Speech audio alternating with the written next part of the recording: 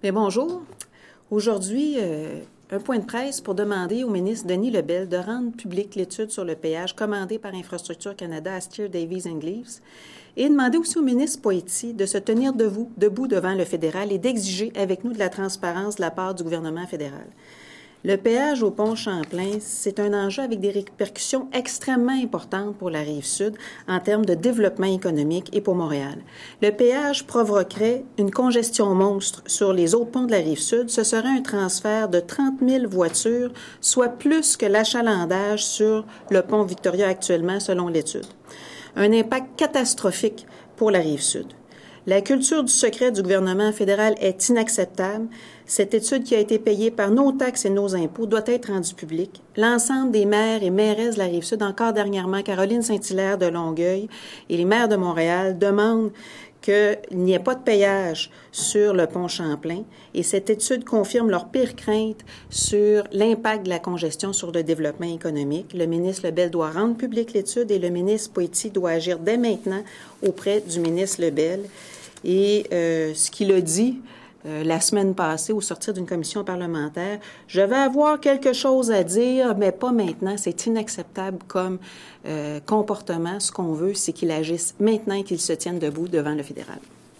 Donc, selon vous, la décision du gouvernement fédéral d'imposer un péage aux automobilistes n'est pas finale?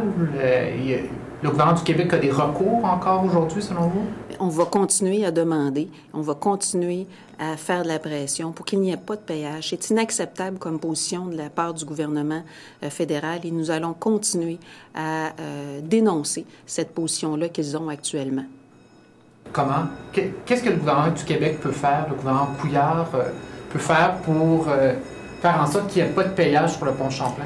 Bien, je pense que la première étape, il y a une étude qui donnerait, est malheureusement secrète, mais qui dirait qu'il y aurait 30 000 voitures, un transfert de 30 000 voitures en termes d'impact sur le développement économique de la Rive-Sud et de Montréal. Ce serait catastrophique.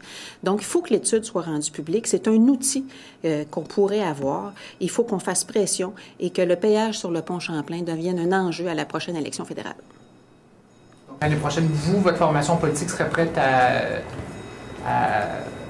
Puis vous espérez aussi que les autres formations politiques se joignent à vous pour faire campagne contre les conservateurs, pour, en fait, espérer qu'il y ait un changement de gouvernement qui, lui, serait favorable à l'abolition de péage. Ou un changement de décision pour qu'il n'y ait pas de péage. Il faut que ça devienne un enjeu électoral à la prochaine élection, très clairement. Ça a trop d'impact sur l'ensemble du développement économique de la Rive-Sud de Montréal, puis de l'ensemble du Québec. Là. Le pont Champlain, là, c'est pas une infrastructure locale. Là. Le pont Champlain traverse la voie maritime, c'est pas rien. Là. Avez-vous l'impression que M. Poitier a jeté l'éponge? Bien, il essaye pas fort. Il essaye pas fort parce que quand il dit je vais avoir quelque chose à dire, mais pas maintenant, alors que cet enjeu-là est un enjeu qui est dans l'actualité déjà depuis plusieurs mois, voire années. Il dit, je vais avoir quelque chose à dire. C'est pas fort comme position. Nous, ce qu'on lui demande, c'est qu'il se tienne debout devant le gouvernement fédéral et qu'il agisse. Et la première action qu'il peut poser, c'est de demander officiellement que cette étude-là soit rendue publique. C'est payé par nos taxes, nos impôts, et ce ne serait que normal que ce soit public.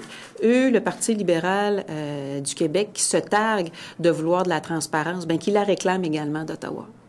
Merci. Merci.